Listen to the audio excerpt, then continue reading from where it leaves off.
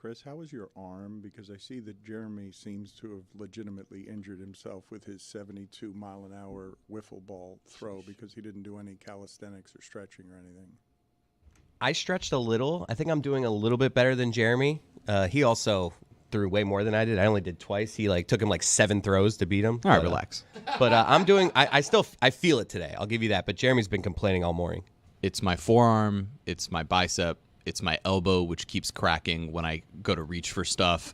It's the top of my shoulder, and most importantly, it's the shoulder blade that is just blown up. If you were to put your hands on my back and feel my left shoulder blade versus my right shoulder blade, you would think I had something seriously wrong going on right now. 2 words, boys. Tommy John.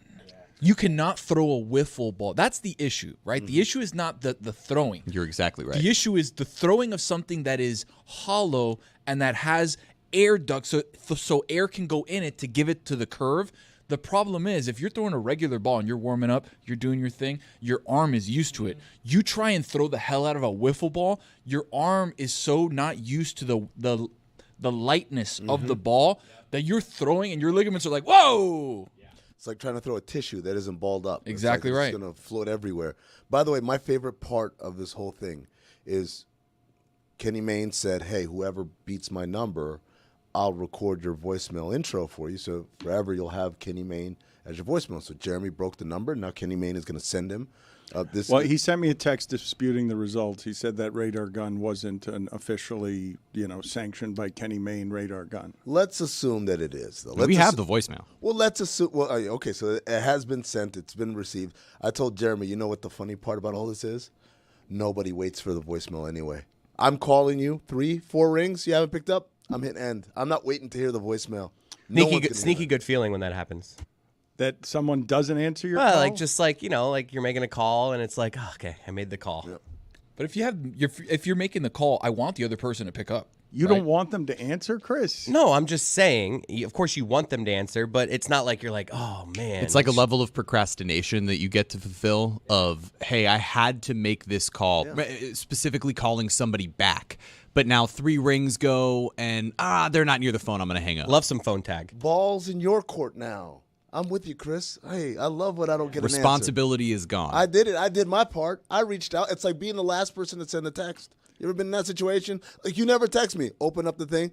I'm the last text, so the ball was in your court to send me a response or a good morning or whatever. Right, just start the show so that I can talk about this some more, please.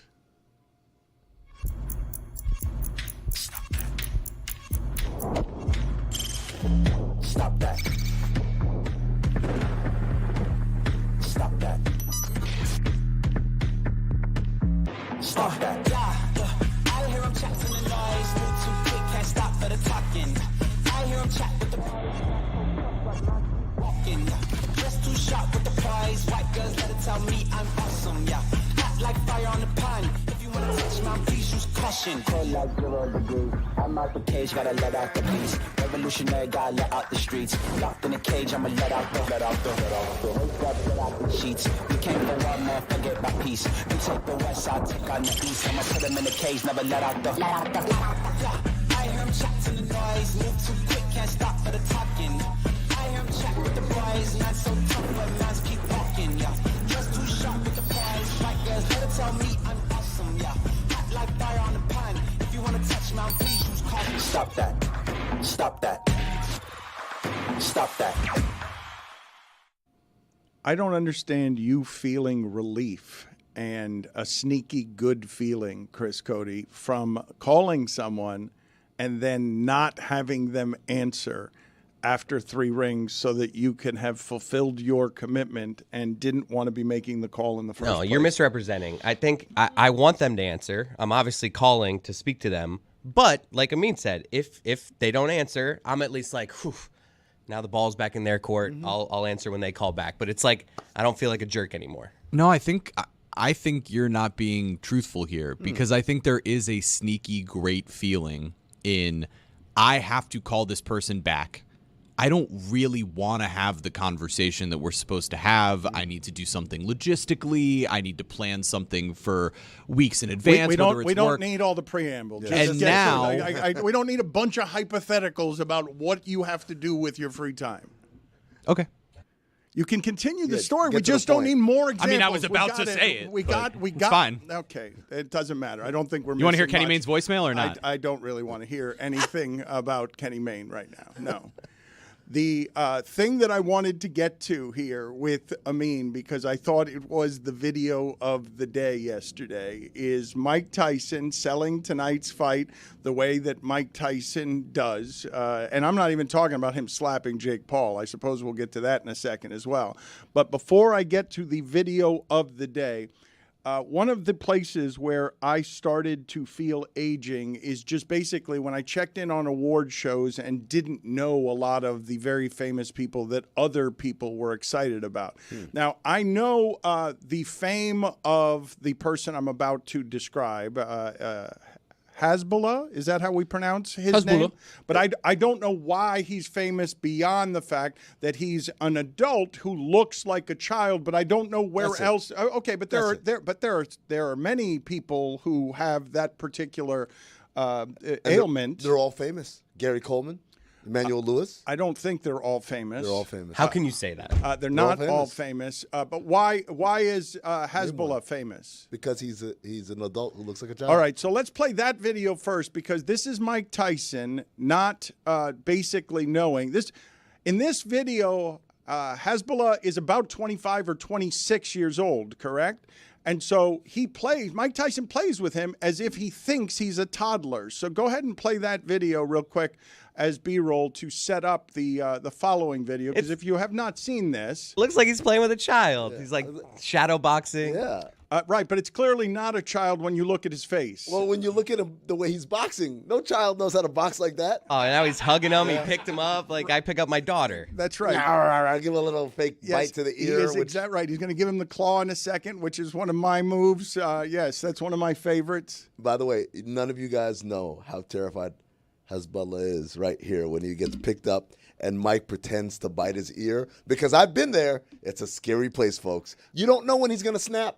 Amin told us yesterday that he has been there. If you have not heard that story, I urge you to check out the podcast yesterday. But so Tyson is delighted there. And it's led me to the conclusion that after this happened, Mike Tyson now questions all children whether they're actually adults, because this interview, this interview, he is giving an adult interview to a child. How old is this girl that is interviewing him? I'm going to guess 11, 12.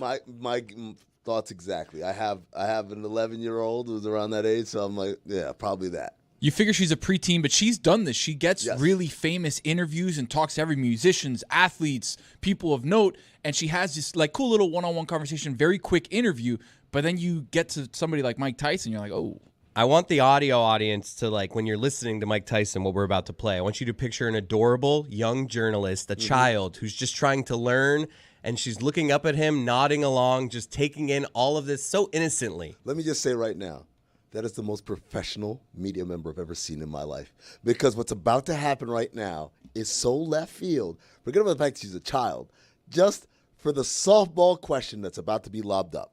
She's a teenager, and the sound on this, the way that Mike Tyson answers it seriously as he answers most questions in his life, I thought the silence was just as funny as the words.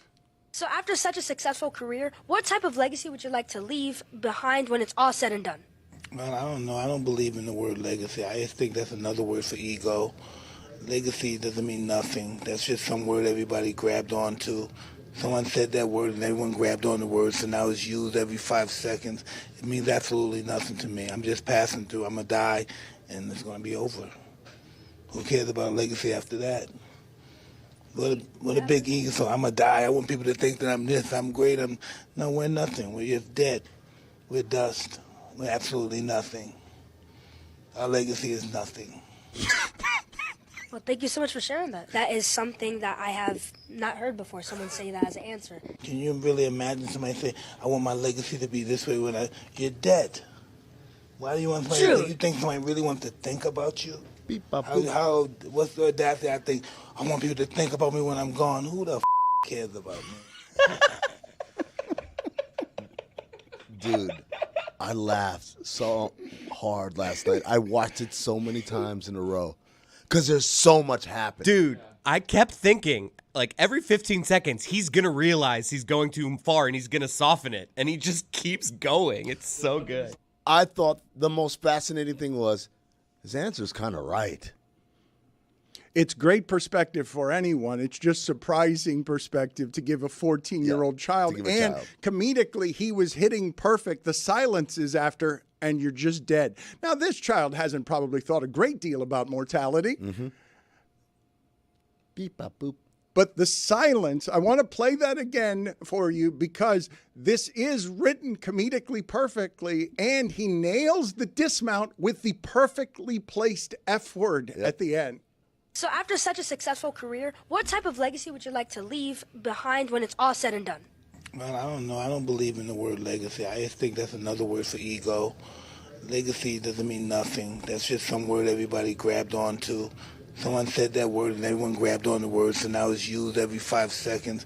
It means absolutely nothing to me. I'm just passing through. I'm going to die, and it's going to be over. Who cares about legacy after that?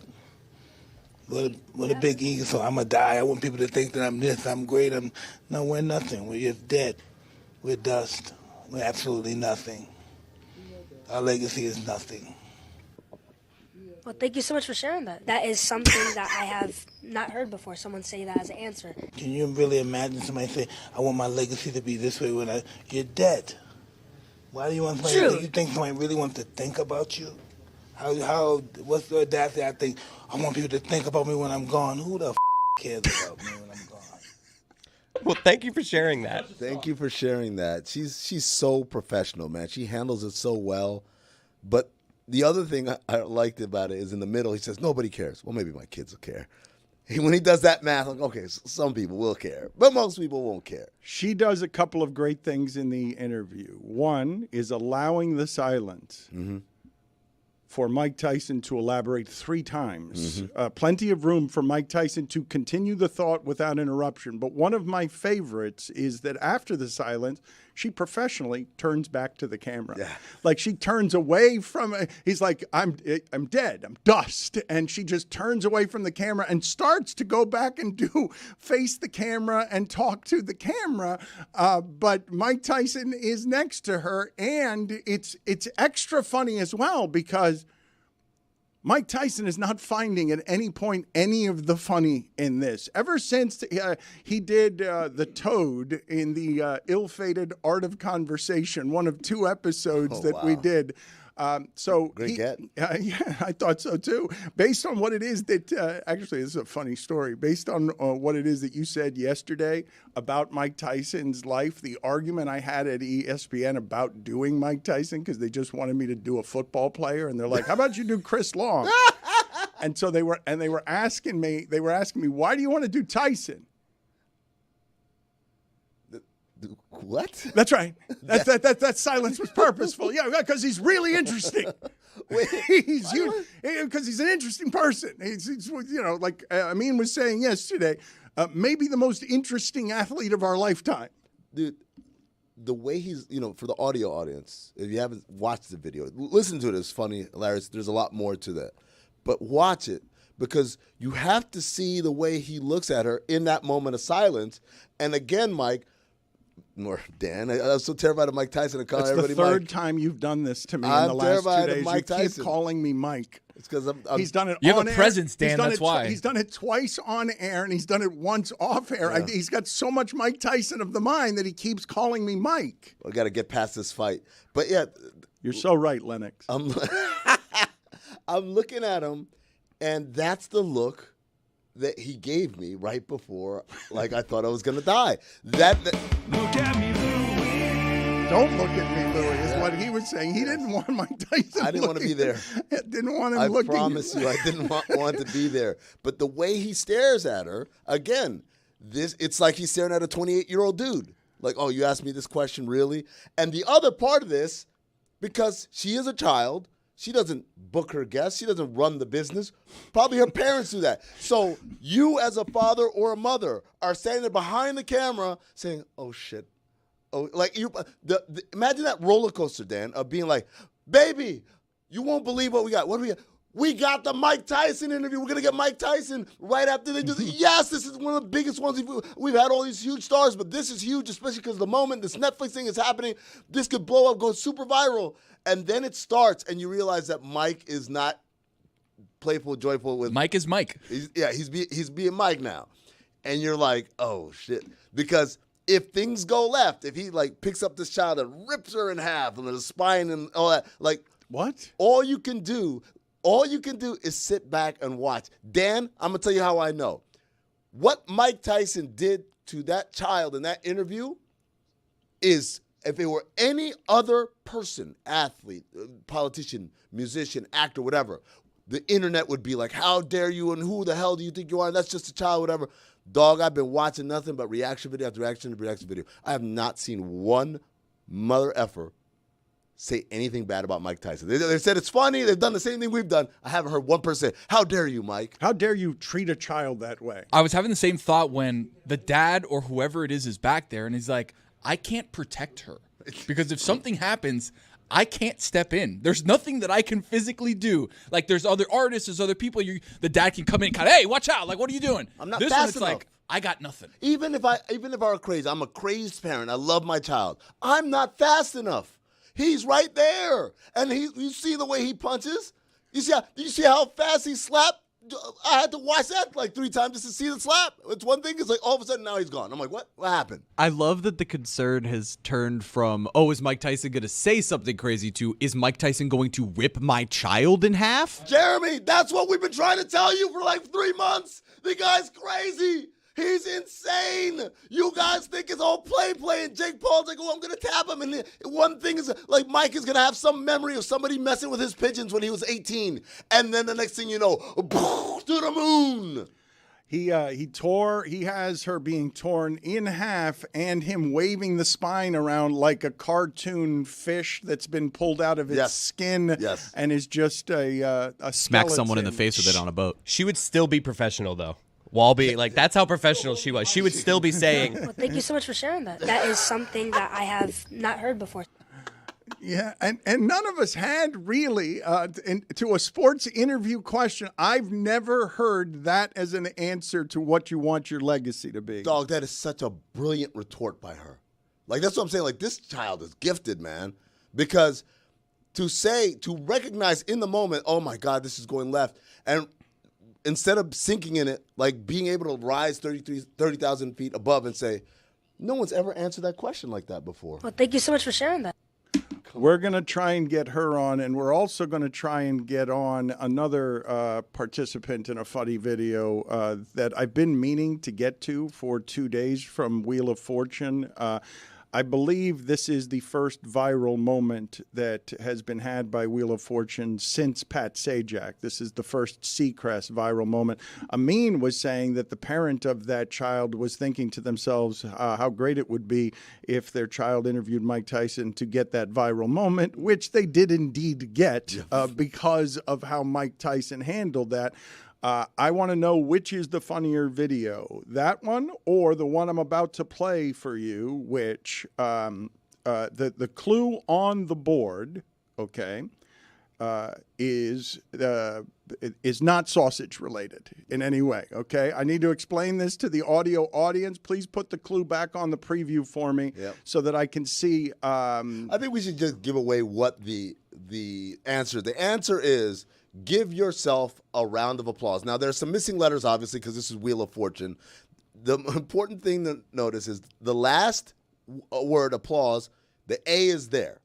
That starts it off. It's at the front, yes. And the first word, which is give, the E is there. That's right. It's a 4-letter word at the top, give, and the last word is applause, but this confident man does not answer that way. I'd like to buy you. Well, you're going to get 3 U's. I like to solve the puzzle. Okay, well, let's hear it. Treat yourself a round of sausage. No.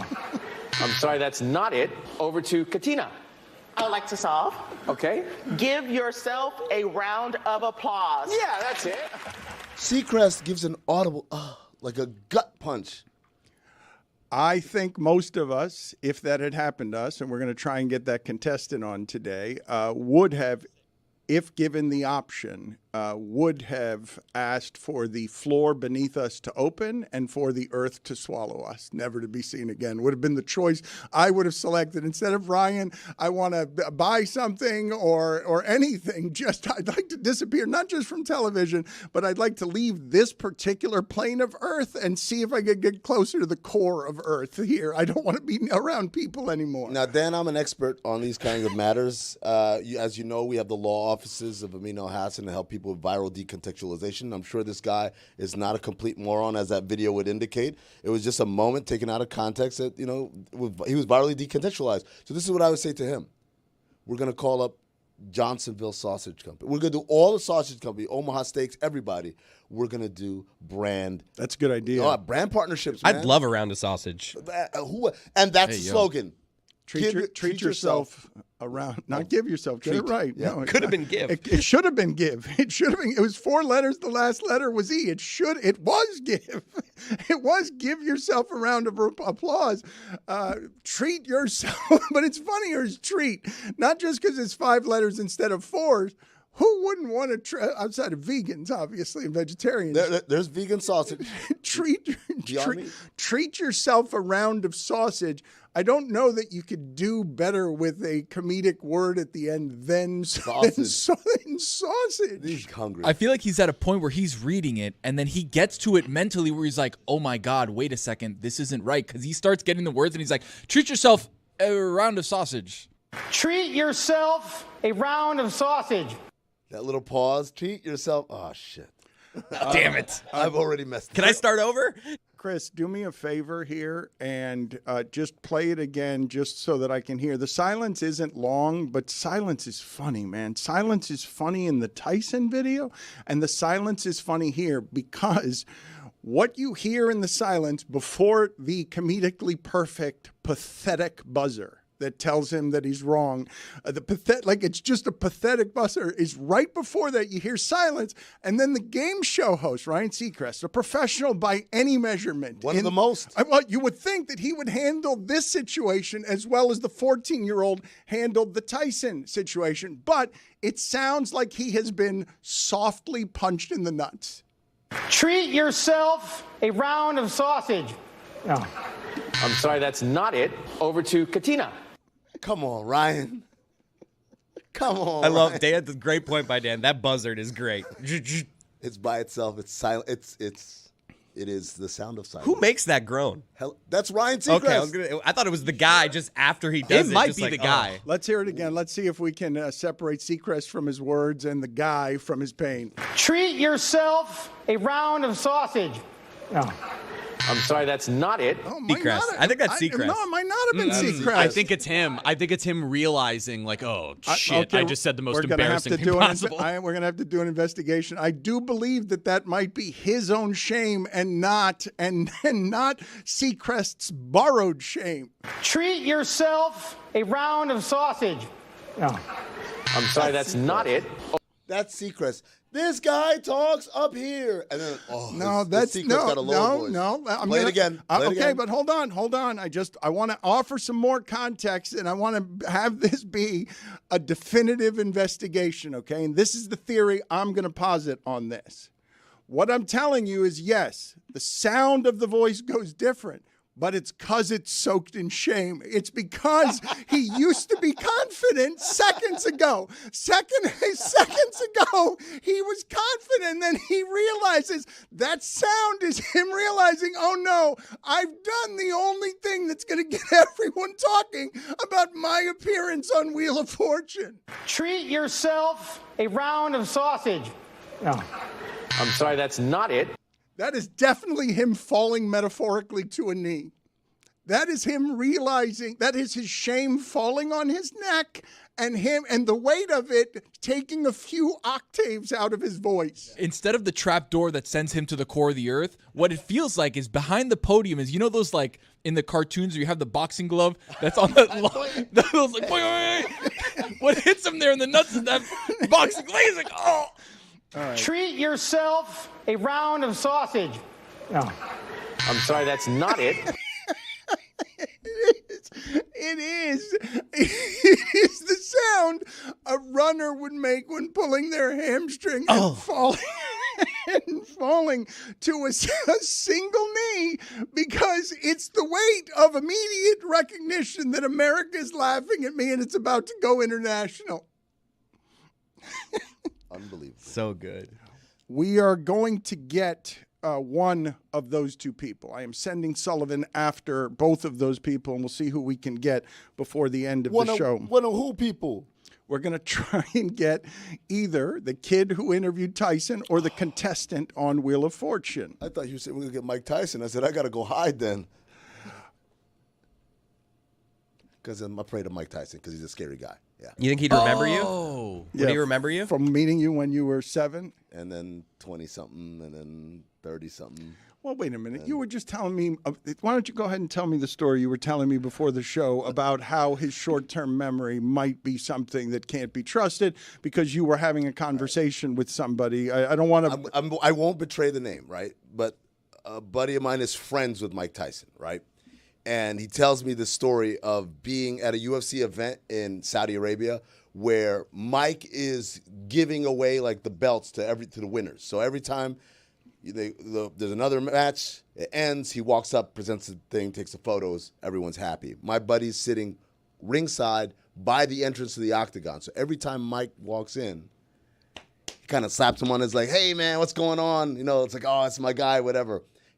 In and out. So one of these trips in and out, Mike has like something on his chin or whatever. So my buddy trying to be discreet, he says, hey Mike, like you want some gum?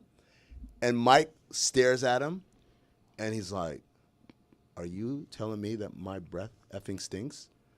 And my buddy's like, I would never. No, Mike, I was having gum. I thought you might want some. I'm offering gum. And so he says, no, MF, are you telling me my breath stinks? Who the F are you? And it's like he's seeing Mike's eyes and it's completely disassociated. So the guy sitting next to him says, hey, Mike, no, he just offering you gum. It's not a big deal. And Mike turns and stares at him and says, I don't remember saying an effing word to you. Sit the F down and shut the F up. And that guy was like the welterweight MMA champion of the world or whatever. It's like, so this is a bad MFer in his own regard. And he's like, all right, man, you're on your own. He sits down. He does what he's told. He does exactly as he's told. So now everyone's like, what's happening here? And so they say, Mike, you got to go present the belt. So he walks in there and he presents the belt and he walks out. And for the rest of the night, as he's going in to present these belts, every time he passes by my buddy, he says, not quietly, he points at him and says, F you, MFer, every single time. At some point, the fight promoters are like, I think we need to move you from this seat. And my buddy's like, I think that's a good idea. They move him over to where Mike's family is. And Mike's father-in-law says to him, hey, man, what's going on? And he's like, I don't know what happened. I just offered some gum, and then he just lost it. And the father-in-law's like, oh, don't worry. He'll forget all about it by the end of the night. And sure enough, at the end of the night, he's like, hey, man, what's going on? It's like nothing happened. And so I think we figured it out. It's not that Mike Tyson doesn't remember me. It's that maybe long-term memory isn't a thing for him. Not all fighters are built the same. I will tell you, because boxing was the sport that I liked writing about the most. Why? Because, the fear of being alone in the middle of a lot of people and the other person is fighting you for money and they can knock you out at any moment and really harm your career and harm you. So it's like being a columnist. No, it's nothing. Yeah, you and Greg Cody just it's nothing gloves on, like going that. The sweet science. No, not helpful. None of that is helpful. The sweet And being science, alone. The sweet science was a little helpful. Thank you. Booing your argument. I do like the sweet science portions of this, but I also like the bravery and how I say all the time that bravery is not the absence of fear. It's the presence of fear. And so you may have noticed Jake Paul, for whatever your criticisms are of him, and there can be a ton of criticisms of him from a lot of different angles. These are two historically bad people. If you like to judge people as good and bad, two bad people who are fighting for money at the center of the spectacle. Jake Paul has been extraordinary at his career path and how he has marketed and chosen his fighters and his matches and how he has built all of this into an empire after his most prominent YouTube relevancy. He's just been really smart about how he's done all of this, including and up to now, where he's just got the biggest fight that the most people are going to watch of any kind, I would assume. I honestly think that MMA's got a great card this weekend. I don't think it's going to bring in people from outside the tent to gather around the television. I couldn't even tell you who's fighting MMA. John Jones is fighting. Oh, really? On Saturday. It's a big weekend, It's a huge one. And he's been acting weird all week. Oh, He has. We'll get to that point in a second. But to your point, Dan, there's a reason why they set it up for Friday night, not Saturday night, right? Because the return of John Jones is going to be a ton of eyes, especially with the way that he's been doing media. There's going to be a ton of eyes at Madison Square Garden, biggest arena in the world. John Jones is back. Stipe Miocic, probably the greatest heavyweight of all time versus the pound-for-pound king, John Jones, who hasn't fought in 500 days. Stipe even longer than that. By the way, if you want to catch that MMA hangout, preview of UFC 309 with Luke Thomas, our boy from All the Smoke from Morning Combat, and MMA Hangout at Casa Tiki Live on Saturday at 10 p.m. The problem with the Bones fight this weekend is everyone wants to see the fight if he wins this one, right, with Aspinall. Oh, he's been ducking that one already. I'm just saying, though, like, Stipe is old. He hasn't fought in a while. This is kind of just letting John Bones get his feet wet, get back in it. I'll be very honest with you guys. When you say, like, hey, John Bones Jones is fighting this weekend, I say, okay, so Monday's the failed coke test? Sunday. Okay. John Bones Jones, for me, is the best fighter in the history of the sport. Also has the most enormously checkered past for someone this excellent. There are all sorts of people who do that, who get into all sorts of trouble. But there has not been a champion of this skill set that has squandered so much time with what appears to be drug issues. But his behavior is this weird because, at least in part, everyone assumes, and this is not something that I was prepared for, that he is ducking, right? Like, that's the assumption. You're hearing someone everyone regards and respects as a great fighter come to the consensus, oh, he doesn't actually want to fight. Absolutely not. Like, Tom Aspinall's been a freight train through the heavyweight division. Like, after he got hurt and had to miss some time, but since he's gotten back, he's steamrolled through everybody. Aspinall has beaten 5 of the top 10 fighters by knockout in the first round, yes, correct? Yes, decidedly. Like, he is the best heavyweight on the planet. That's Francis Ngannou included. I think Tom Aspinall is better right now than Francis is. The issue is, can he be better than John Jones? Yes, probably. But John has already come out and said, I don't want to fight Tom Aspinall. I want to fight Alex Pereira, who's the 205 champion, who's a beast and a monster in his own right, to make that super fight. Dana came out yesterday on Jim Rome's show and said, if John wins this fight, the only person he is fighting next is Tom Aspinall, or he can retire. Wow. And that's been a big turn from what Dana's done, which is John can kind of pick his own fights. John can do whatever he wants, as we see. John could do whatever he wants. He's always got a home in the UFC because he's going to draw numbers. He's the greatest, whatever. But when you are ducking somebody who is clearly better, younger, faster, stronger, all these different things, they're actually having, like, Tom Aspinall, who's the sub-in fighter if one of the two fighters don't make weight, which would be interesting if Stipe all of a sudden disappears and then Tom Aspinall breaks through and it's like, all right, mother, it's time. They're having Tom Aspinall sign rubber duckies. What? And the entire, not the entire crowd, but there's a bunch of people in the crowd with duck costumes. They go quack, quack, quack? In the John Jones press conferences and stuff. Duck. Do they start slow? Quack, quack, quack, quack, and then you build up like a slow quack. You know? They don't do that. They should. Quack, quack, quack, quack, quack, quack, quack, quack, quack, quack, quack, quack, quack, like that. Let me just illustrate something. Dan, you said, John Jones. Mike is the. I was gonna say Anderson Silva. I'm sorry. Another great legend, by the way. John Jones. Anderson, a first name. The best fighter ever, right? All that stuff. Yet, these people feel very comfortable dressing up like ducks and taunting him.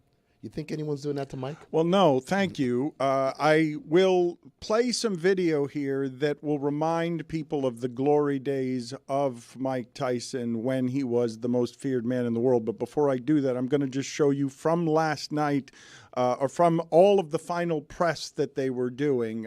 Mike Tyson gets, approached by Jake Paul, who is crawling, as he often does, and evidently steps on Mike Tyson's foot, and then Mike Tyson slaps Jake Paul. So let's look at this real quick.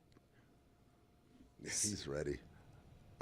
So he hit him in the face, and the thing that I was going to say, slapped him in the face, and seemed ready. Like, it didn't seem fake to me. It seemed like he was ready to fight. And what I was going to say, before about not all fighters are the same, but one of the many reasons that I love writing about the sport is because of the way that fear manifests itself, even in confident, tough people.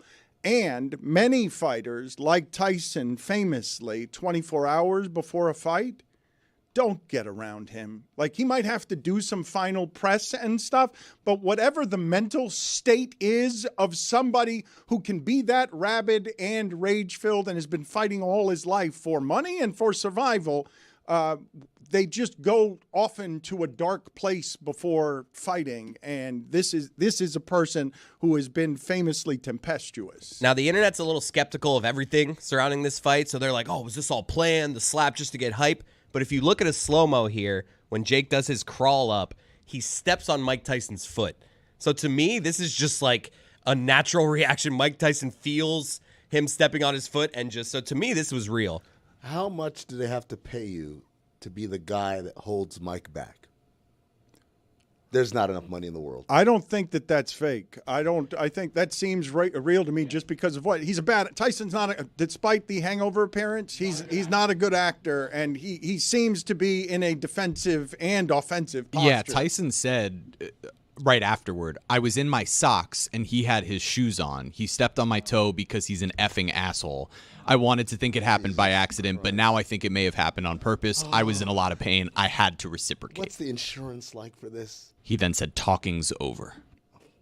So one of the things that I've noticed, because Jake Paul has been very good at the management of his career and in how he sells everything, not just his fights, he's been a lot more respectful, this one. Like, the wording has been a lot more careful. Like, he'll bring props to a press conference, but he is fighting someone who's a hero for him. Like, all of this has to be surreal to Jake Paul to cash in on whatever it is he imagined at the start of this. Whatever dreams he had at the height of what he thought was the best fighting could go for him, I'm not sure, outside of actually winning the championship of a legitimate division, that anything could feel as good as this payday done this way, fighting this particular guy who's a hero to him and his father. There has to be, like, Jake Paul, he's probably waking up about now. Maybe he's been up for a little bit, 9:30 in the morning here. Like, he's been thinking about the money. Oh, it's going to make me more famous. Who can I box after this? He's waking up today. I have to get in the ring with Mike Tyson. Like, to Amin's point, like, there has to be some fear with Jake. I'm sure he gets scared before every fight, but, like, holy shit. There's a moment when this shit becomes real, and Dan, you're like, oh, it must be such an honor to the guy who grew up and whatever. Dan, it's not like having a catch with Dan Marino, right? This isn't that kind of, I grew up all my life wanting to shoot hoops with Michael Jordan. Like, I played one-on-one against Michael Jordan at the Jordan camp, and then he hit a shot and said I was too little. Ha ha. It's not those things. I mean, I'm Mike Tyson hitting you. I'm not saying it's an honor, though it may be. I'm saying it's a dream. Like, him selling out this arena as a fighter against this particular opponent that some of us grew up playing his video game, and he was the menacing thing at the end of the video game that no one could beat. The final boss. I think that it's admittedly a weird dream. Not my dream. I'm almost famously a wimp. Like Almost. I don't You give yourself some grace there. I don't know whether it's might not be. I don't know if it's famous whimpery. It's not the whimpery I'm questioning. It's the amount of fame it has. So according to Dan, there are some people walking out there and there's a big scuffle. They look, wait, hold on, man. That's Dan Le Batard. He'll kill you. There's someone out there who might fall for that. Just takes one. No. If it was famous, if you're famously a wimp, then everyone would know he's a wimp. Let's beat him up. But if it's almost famous, it means there's someone out there who might see you and say, "Oh, I don't know, man. This guy looks tough." No, there's stops between wimp and tough. I might just blend into a crowd that is gathered around a fight, and no one's making an assessment. Are you on your tiptoes, Dan? Like looking in the fight, like ready to run? What's going on in there? Ready to run at any point if anything gets too close to me. I want to play, though, the video of what it looked like and sounded like when Mike Tyson and Lennox Lewis were getting together and a legitimate fight broke out. Put your mother in a straight jacket, you punk-ass white boy. Come here and tell me that if I you in your ass, you punk white boy. You can't touch me, you're not man enough. I eat your alive, you. Come and say in my face, you for everybody. You come on, you're scared coward. You're not man enough to with me. You can't last 2 minutes in my world. Look at you scared now. You scared like a little white. Scared of the real man. I'll you love me. Dude, there's not enough in this world. By the way, the prompt for that was someone yelled out, "Put him in a straitjacket."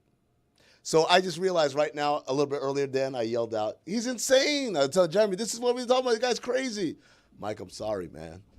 I'm sorry. You're not. You're very sane, and I'm the insane one for even saying something like that. I should be. You know what? Penalty box. Hit me. 5-minute major.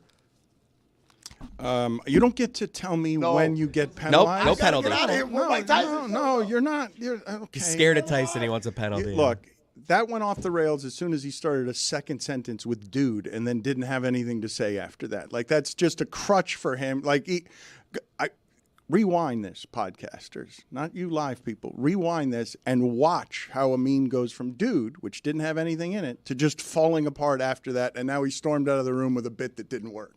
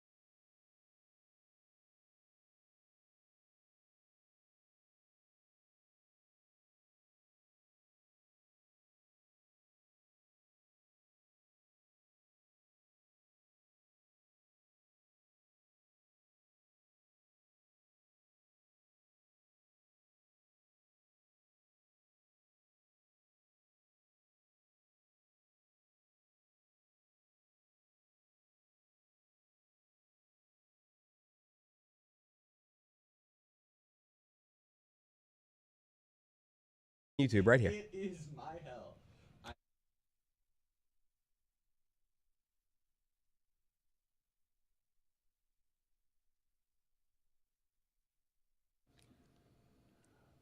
I want to pack a lot into the time that we have left, so we will try to find the Wheel of Fortune contestant. We will attempt to continue to find the 14-year-old girl who was interviewing Mike Tyson and get Diana's thoughts as well on that, because Diana Rossini joins us now, because there was last night the rare game between teams we're pretty sure are probably maybe good.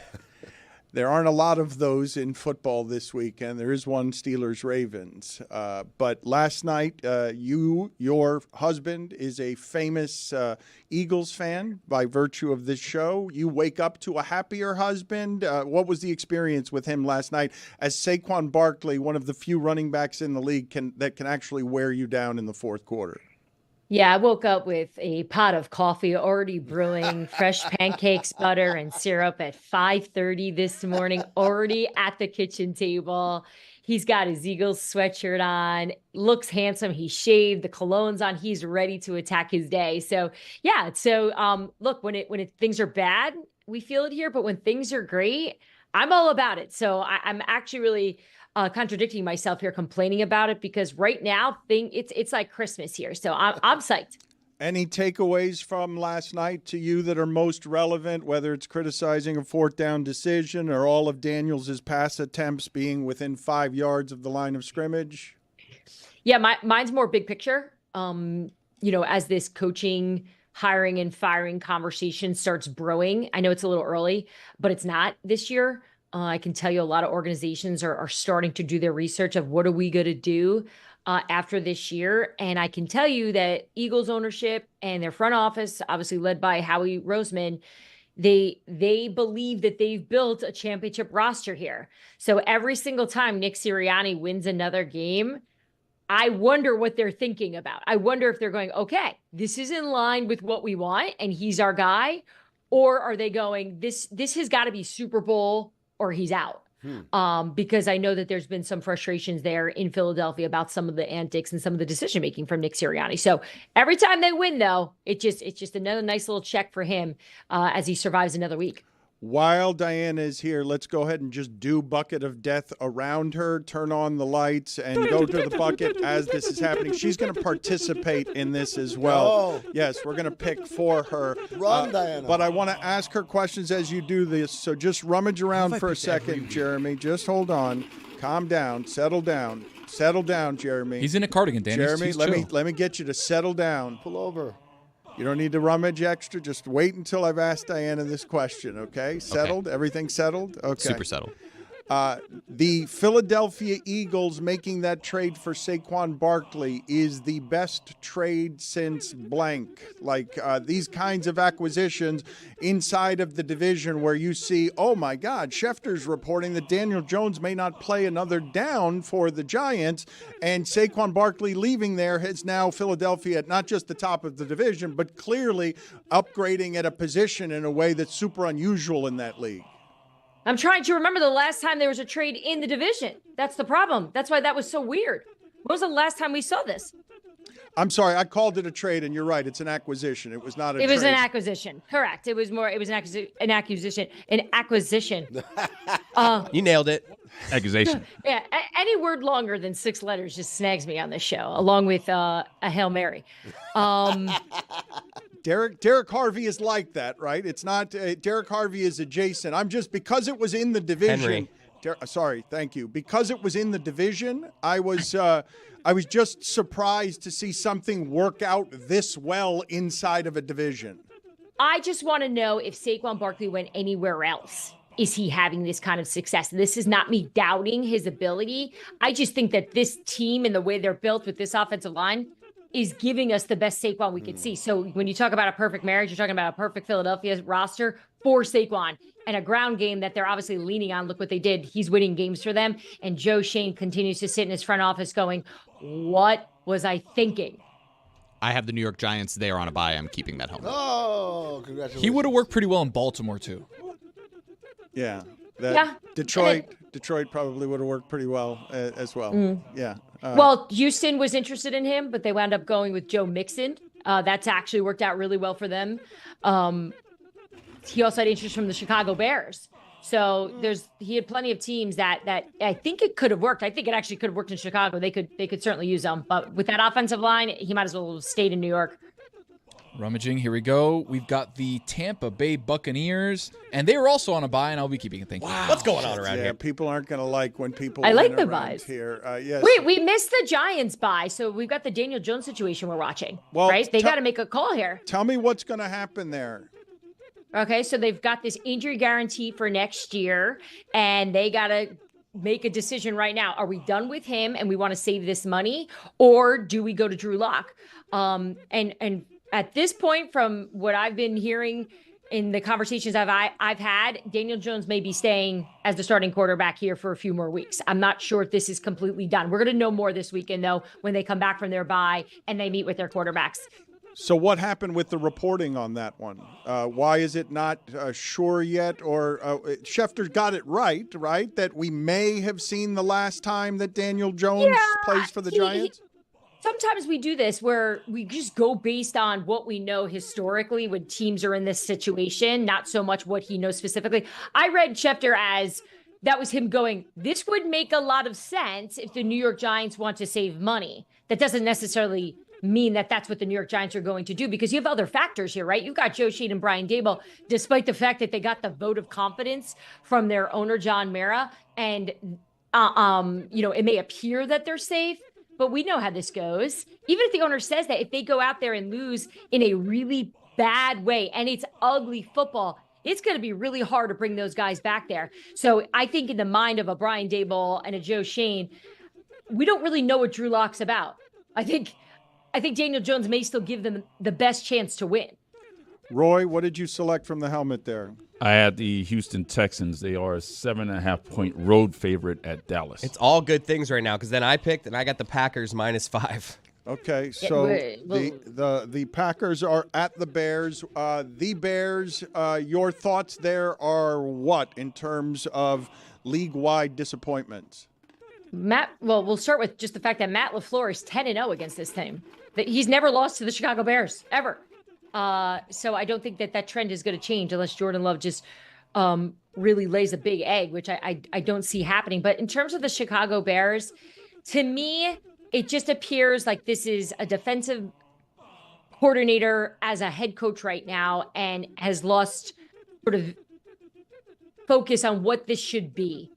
You're watching all these other quarterbacks right now around the league in this rookie class progress, get better, scramble, use their legs.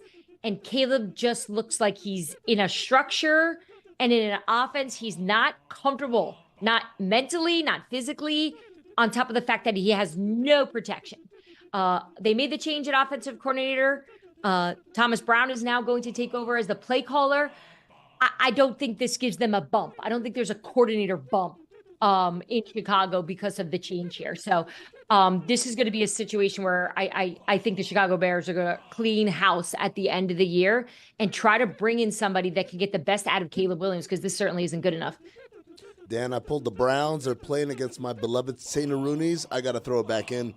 Okay. Jameis revenge game, though. The Browns are a 1-point favorite at New Orleans. Amin is selecting again. I'm going to select for Diana as soon as he is done. Oh, thank you.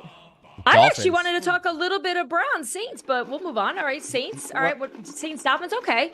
The Dolphins are a have who? 7-point favorite against the Raiders. The Gardner Minshew-led Raiders. All right. Well, the Raiders changed offensive coordinators, right? They're coming off their bye. Scott Turner brought in his dad, Norv Turner, so they're going to try to run the ball more, right? That's kind of their identity. What we saw in Washington when Scott Turner was the OC. Look, the Raiders are a mess. This were a team that appeared to support Antonio Pierce, their head coach, and they were going to fight to the death for him.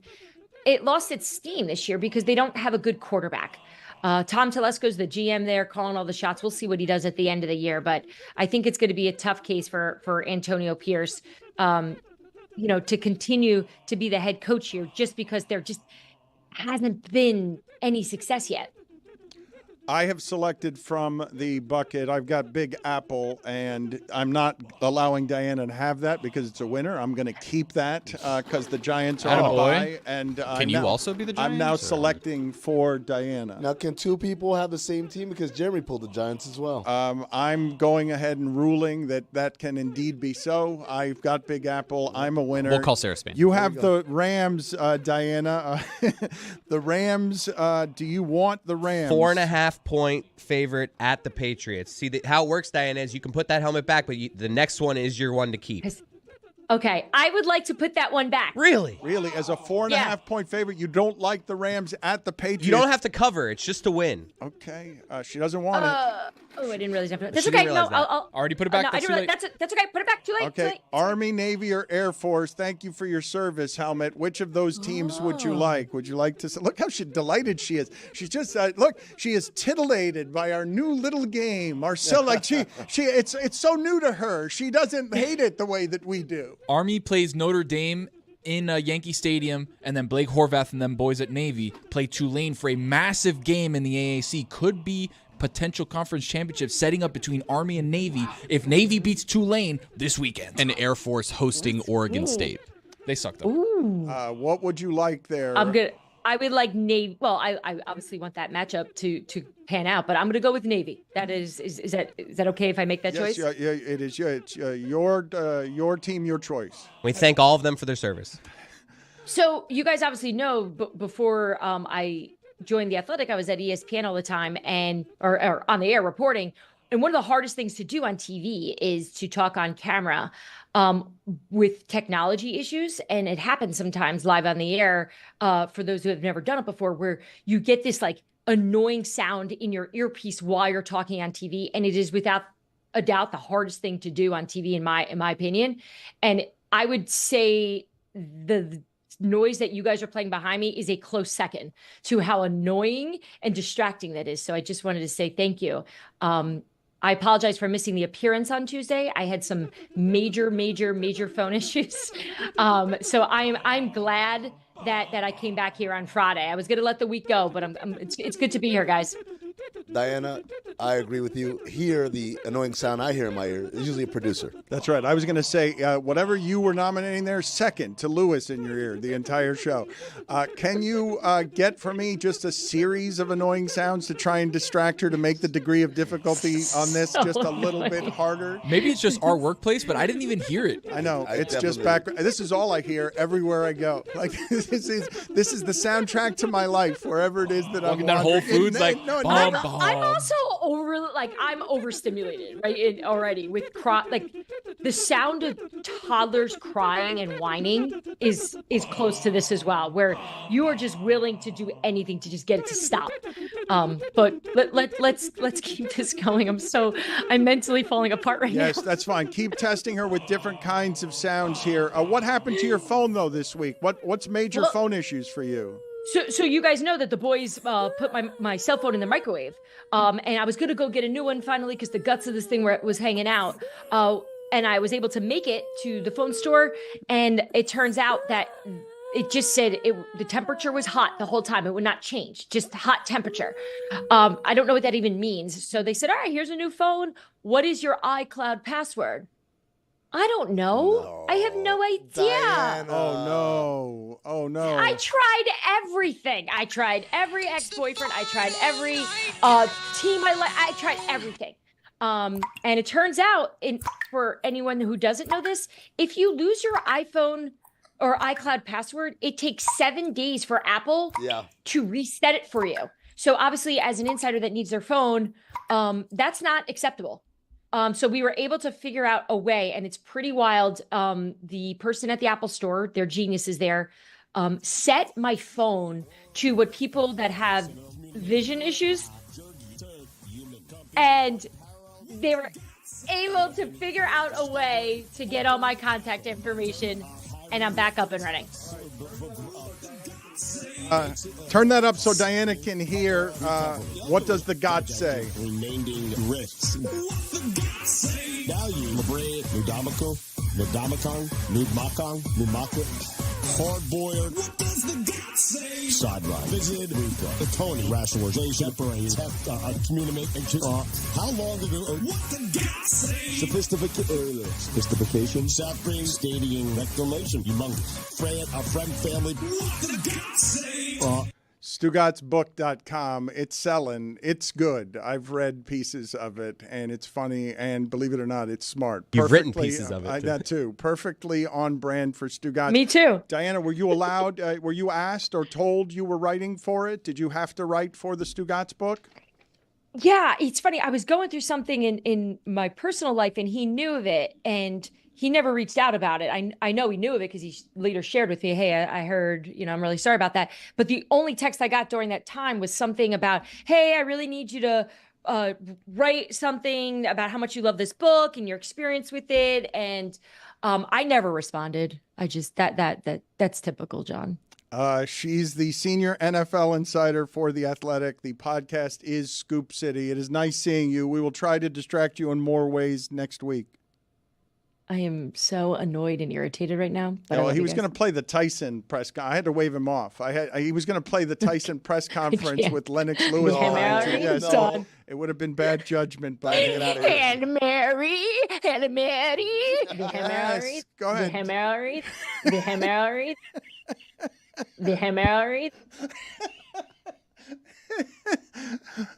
Chris Cody, I am delighted to learn when I come in today, there are little moments of Meadowlark pride, little tiny moments of Meadowlark pride where I can sway, palpably moved by the career ascent of someone. Chris Cody has a speaking engagement today. Get the fuck out of here. I do have a speaking engagement, and if you want tickets to it, you can go to Game Time. You download the Game Time app, create an account, use code Dan for $20 off your first purchase. Terms apply. Download the Game Time app today. What time is it? It's Game Time. Game Time? Now, I'm kidding. My speaking engagement is not on Game Time, but a lot of good sporting events are. But yes, Dan, I have a speaking engagement today. It's a biggie. It's why I'm wearing long pants. Tony noticed it right away. I haven't seen you I can't remember the last. I did not know for sure that you owned long pants since Austin. I have joggers. Wait. But you're right. Like jeans, never. Where is the speaking engagement? School for the deaf? It is. It's my daughter's class. Yes. I mean, it's the school for the deaf. That's a joke. Yeah. So they can't hear them. Yeah. Now, this is the funny part. It's not career day because I feel like that one I could kind of own. I got a cool job. I could get fun. Oh, you guys like podcasts? Like that what? Career day, you just show up in the AutoZone. Yes, in the battery costume. But no, I'm reading to my daughter's class today. They sent out an email a few weeks ago. They're like, do you want to come in, read a kid's book to the class? I just responded to an email. Sure, I'll do that. A week later, she's like, all right, so you want to come in this Friday at 12:30? I was just like, whoa. A lot of pressure. Last night, I was practicing. I pulled out a kid's book. I was like standing in my living room reading it for my daughter and my wife. I'm a little nervous. I asked if she could send me the book up front so I could get a little walk through with this thing. But no, I'll just read it for the first time when I get there.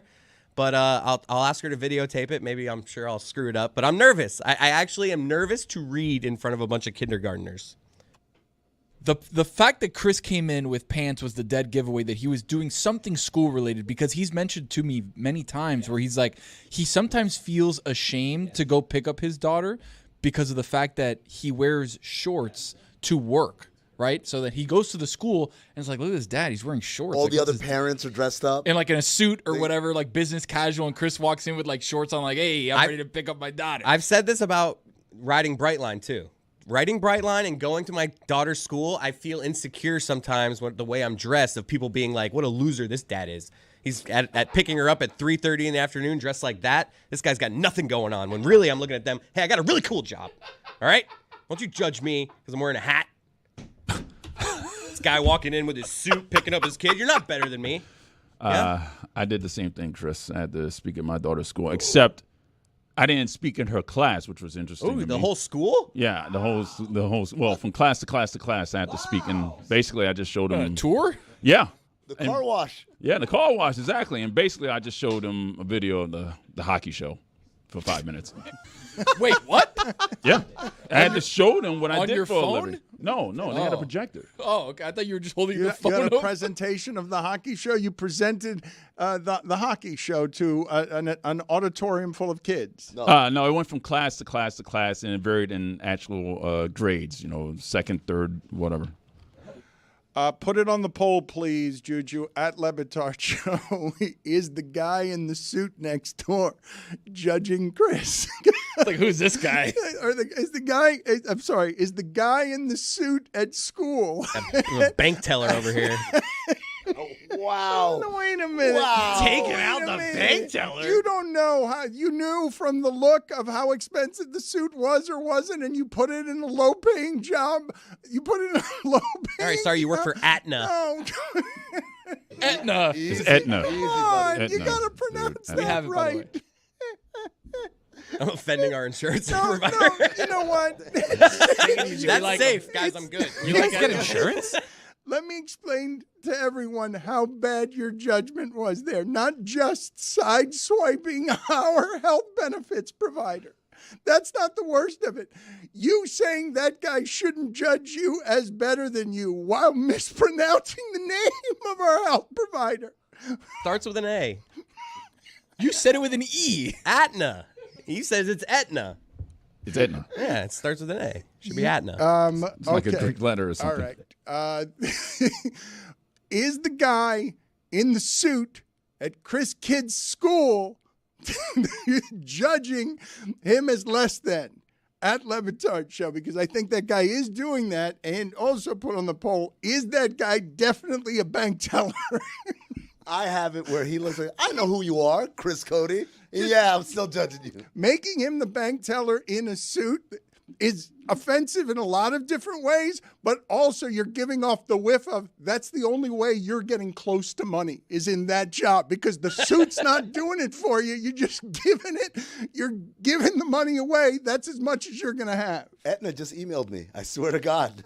We're in trouble. It's just terrible judgment from our executive producer on live television. But they have secured for us Will Jordan. And I just saw him on the screen, and it made me happy because he's got a giant smile on his face. So I was hoping that he had a sense of humor about this. So let's play for Will Jordan and for everybody the reason that he's here and get a definitive answer to our investigation of why it is and how it is that the sound got made in the middle of his heartbreak. Let's play that video and audio for the audience, please.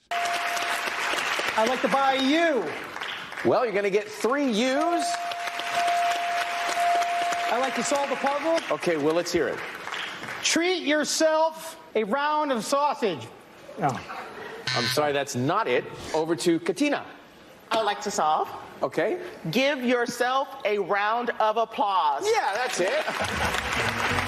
Will, I am delighted to see you. Thank you for sharing this difficult time with us. I'm sorry for your loss. No, it's a pleasure to be with you today. Thank you. So tell me, thank you for being on with us. Take us through here. You're a retired Coast Guard veteran, police sergeant, school resource officer in Newington, Connecticut. Take us through what happened here. Well, that's right. I've been wearing a uniform to work for the last 29 years. Very proud to do so. Veteran of the U.S. Coast Guard, 6 years. And I had a full career at the Newington Police Department in Connecticut. I did retire as a patrol sergeant, but before that, I was a community service officer. And that's when I started working with the public and food banks and toy drives and all that. So anyway, went to Rocky Hill, the finest PD in the country, and I mean that. And I watched the show with my son and family at night, and my son's telling me, he's 11. He says, Dad, you're good at the show. You got to go on. I said, buddy, 1 million people put in for it. It's just not going to be, probable that I'm going to get on. They only take 600 out of 1 million. But I said, if you want to do it, I'm always encouraging him to do things like this, that he feels so strong about it. And he's at that age where, try to give him encouragement, whatever he does. He filled out the application all by himself. I didn't even proofread it, just sent it off with a photo. And over a series of 5 months, I had a bunch of Zoom interviews, and the folks at Wheel of Fortune were really nice people. I tell you, they treated me very well. And I'm out in Ireland celebrating my in-laws' 50th wedding anniversary when I get the call, you made it. So, of course, we have a big fun night out in Ireland with that great news. We came back 2 weeks later. We jumped on the plane to head to California. I, of course, brought my son. I told him if I ever did get on, you have to come with me since you started this whole thing. So we did. We went out, my son and my daughter, and we went out there and filmed the show. And, of course, it appears very quickly that I'm playing against very two intelligent women. They're really good. I see them warming up. I'm thinking, oh, man, I came all the way out here. I might not make $1 here, but it still would have been fun. So I had the mentality where I'm going for it, even if I don't quite know it. And I got to be slightly aggressive here because these two fellow contestants were really pretty sharp. So that's kind of the story leading up to the infamous false, incorrect guess. No, perfect. Great. And I want to get into the level of shame your son has watching his father treat himself to a round of sausage. You know what's funny? Him and my daughter tell me later that they actually said a prayer for me, and we're not really an overly religious family, but they held hands and said a prayer for me afterwards. They said, Dad, we couldn't believe what just happened. I said, my body stopped functioning. It was, you can't imagine the pressure. I'm telling you, the way that show, just getting there is a miracle, literally almost 1 in a million chances. Now I'm on it. I'm in the first show. I'm going there. And, the feeling of getting it wrong at that moment, I'll never forget what that felt like. It was unbelievable. The rare post-game prayer. So they were praying for you afterward because they hurt so much for their father? They did. And first of all, they've been really great about it. We have a close, tight-knit family, obviously, and they're very supportive. And no one's taking this serious. We're just kind of laughing. It's one of those moments like you fell down the stairs in front of the whole world. Little did I know it was going to go, viral around the world. I saw a clip from Australia, the UK news, all 3 late night shows. So, people are trying to, the funny thing is I'm not even on Facebook or any social media. I am now Sausage King Legend at Instagram. Hell yeah, dude. Good plug. But I got to tell you, I didn't even want to get on because I spent my whole life avoiding social media. I'm blessed with a wonderful family. I've been married 22 years, 3 great kids. I don't really need the social media. I'm not into it. But, I guess at this point, people are trying to reach me, so I had to get on. All right. Will, this is what I'm telling you. Since you've already gotten into the game, let's get you fully into the game. I demand that everyone listening to this make sure that this man get a sausage endorsement. I want this man to be the face and voice to treat yourself a round of sausage. Let's get this man actually paid for his international shame. Well, what's funny about this is a lot of people reach out to me and they're either like a couple clips, couple news stories I've done on Channel 8 and here in Connecticut did a clip. I had a huge watch party and the news was there. I had 150 of my closest friends, neighbors, coworkers, family, and we had a big, huge party. It was wonderful. And Channel 8 was there to kind of film the whole thing, film the reaction of the crowd. And the theme that's coming out of it that I'm at least happy with is that whether they could see from my personality or, maybe the 20 some odd years of me working for the food bank and toy drives that, it's this kind of kindness, right? And kind of take a funny moment. I think this whole country needs to laugh right now. And I swear to God, of all the people hurting out there, especially our veterans and other people that I'm trying to shine the spotlight on, if they can laugh, if people can just get a good chuckle, I'm still laughing. And I've seen the clip about 1 million times. Thank you for your service. Thank you for your sausage. We've got to put these two together. Come on. This is an American patriot right here. Now, now, unfortunately, make sure that whatever your social media has been in the past, anytime someone gets celebrity, then people start digging around and rooting around in their stuff. So let's make sure as we get this guy great fame and money, just get your things in order, sir. I just became his 3rd follower on Instagram. He literally just launched this account. I'm so excited. Will, thank you. I don't want to be. I want to follow this man wherever it is the sausage will take us. I want to. I want to make sure that he's able to parlay this into something because this is exactly the attitude you have to have about something like this. Thank you, fellas. Yeah, you can see everything I'm telling you. I just started the account now because everyone's telling me to get on. I said, guys, I'm 48 years old. I've never been on social media. I'm not going to start now just because it is 2 minutes in the spotlight. But really, people are having a hard time finding me. So, if I can get a plug out there for Sausage King Legend on Instagram, let's throw it out there and see what happens. All right, let's throw it out there. Sausage King Legend. What's the funniest thing to emerge from the last couple of days? And I'm assuming that at that watch party, you already know the result, right? So they're there to see you embarrassed. I'm leaning into it. That's the decision I made. Like you said, I had a couple months heads up notice. I came back from the show. My wife had told me before I left, whatever you do, just don't do anything cringy. So I said, "Oh, no problem, hon. I would never do anything to embarrass the." So I didn't tell her for a month, and I finally sat down. I said, "Hon, I got to tell you, my kids kept a secret." And we all sat down. I said, "This potentially is going to be a kind of a big viral moment." I don't know if she quite believed me at the time, but certainly now she does. So, the guys at work, cops are like firemen, right? They're a lot of roasting, a lot of joking, and I love it. That's why I love being a police officer. That's why I stayed a police officer after retiring from one department. It's just I love the community. I love being a cop. So I just like helping people. I have a lot of compassion. I have try to give a lot of respect to everyone I deal with. I'm in the school, which is kind of like the icing on the cake. I protect about 1,000 elementary school age kids, and they're rooting for me. And we do a fun thing at recess. I started, me and the department. It's called Fun Football Friday. And I play football with up to 80 kids at recess almost every day if there's nothing going on. And we're having tons of fun. So I plugged the school. They wanted to initially talk to me about like different awards, and I was Officer of the Year and a couple of things they wanted to talk about. I said, nope, I didn't come on this show to talk myself. I said, I want to talk about Fun Football Friday, playing the football with the recess kids at Mosier Elementary School in Rocky Hill. And that's what I did. My intro was all about the Fun Football Friday. That's awesome, man. Way to not let viral decontextualization ruin your life. That's how you do it. You lean into it. But there is a mystery that we need to solve. We've been talking about it all show long. In the video, after you say, treat yourself to a round of sausage, we hear an audible groan/grunt. Now, half the room thinks that's Ryan Seacrest who made that noise. Half the room thinks it's you. Chris, could we replay that sound one more time just so we can get to the bottom of it? Treat yourself a round of sausage. Oh. Was that you or was that Seacrest? I got to tell you, I think that was my man, Ryan Seacrest. I knew it. No way. I think he's wrong.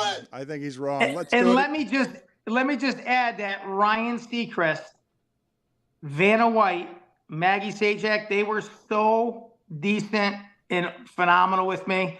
That's one of the takeaways I'll take. They were not only just great people, but they were real supportive. Ryan and I were handshaking. Hey, Will, it's a game show. Have fun with it. I said, well, it's easy for you to say. He goes, no, come on. This is what it's all about. And it's true, right? There's two things to do. You want to accomplish two things. Have fun. Try to win a couple dollars for your family. I did both. Didn't realize this was going to happen. But you know what? Sometimes you just got to roll with it.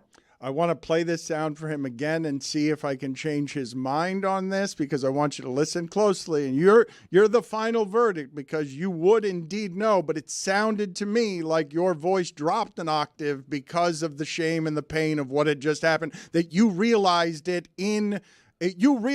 before the buzzer. Treat yourself a round of sausage. Oh. Well, like I said, we're talking about a moment that was like, it was just unreal. So I'm still going to go with my man Ryan Seacrest for that one. Is it true? I will take the L, Ryan. I'm sorry? No, I was just making a bad joke there. I was told though that before the thing that went viral, there was actually another moment that you had that was also embarrassing, where you guessed K 3 times in a row, even though there was clearly no K. Well, you can see that I've been a cop a long time, because I guessed K for staking out, the ocean, whatever one that was. And, in my head, I'm staking, we're doing a lot of stakeouts. So really, I should have guessed the R for staring. But, yeah, you can see where my mindset was. After everything that happened, have you heard from anybody in the last couple of days? And has there been much here that has been life-changing in any way? Yeah, the one of the late night shows called me, Jimmy Kimmel, a sausage company, one of the largest ones in the country. Yep. I'm just starting a correspondence with them. So, absolutely. Again, I think, not being on social media for the first couple of days kind of hurt me. So reluctantly, I joined up, like I said, and we'll see what happens. But just to see the clips around the world is really mind-boggling. Just to think they're talking about it overseas in Australia, it's quite amazing. But again, if I can turn the spotlight a little bit on, why I was on the show as a veteran, I do want to do something positive. We did raise almost $2,000 for my local food bank, just for my friends and neighbors and family at my watch party. Very proud of that. And the police department works with me very closely with that. And now we're trying to turn the attention to our veterans. In my town that I work in now is the large VA home, right? A Veterans Affair home. And so it's right in front of me. I see it every day. I go by, and the guys are great. We go up there and talk to the veterans as much as we can. We have a great rapport with them, and the camaraderie is there. And so, there are veterans out there that are hurting mentally or physically. And if, through all this, being in the spotlight, if we can constantly bring them up, let people know that if they could do anything, whether it's donate $5, $10, or if you see a veteran, thank them for their service. And I'm trying to really make this a positive thing for them. Give the people the name of the charity, because I am sure you have moved them with your attitude. It's exactly the right way to handle all of this. I hope sausage rains down from the sky for you. I'm imagining that all of this will be profitable. I hope that it is. But if you want to help Will Jordan, how can people help with what it is that you want to help with?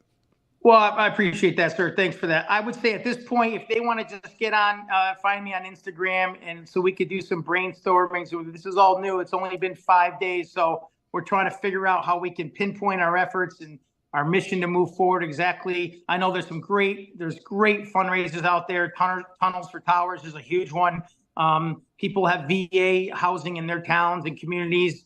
So there's a lot to do. But right now, just finding me on Sausage King Legend on Instagram would really, or even Facebook with Will Jordan, that my buddies at work got me up going and on the Facebook. So one of the two ways, if they can contact me and we can start a dialogue, I'd be willing to work with anyone to try to help me bring awareness. Sausage King was taken, I'm assuming, so you made it Sausage King Legend. Thank you. There's one guy's getting a lot of attention. He put on one of the social media sites. This guy didn't go on Wheel of Fortune to win money. Will Jordan went on Wheel of Fortune to become a legend. And I thought, you know what? That's right. Hilarious. And you know what? Okay. We're going to discard all the negative comments and we're going to focus. Luckily, it's been majority focused of positivity. And that's what we're going to focus on. He's the Sausage King Legend. Yeah. Thank you, sir. I was right. Yes. Also, Amin was right, ladies and gentlemen. Amin was right. More importantly, Will's wrong. The most important thing, as we all know, Amin was right, ladies and gentlemen. Amin was right.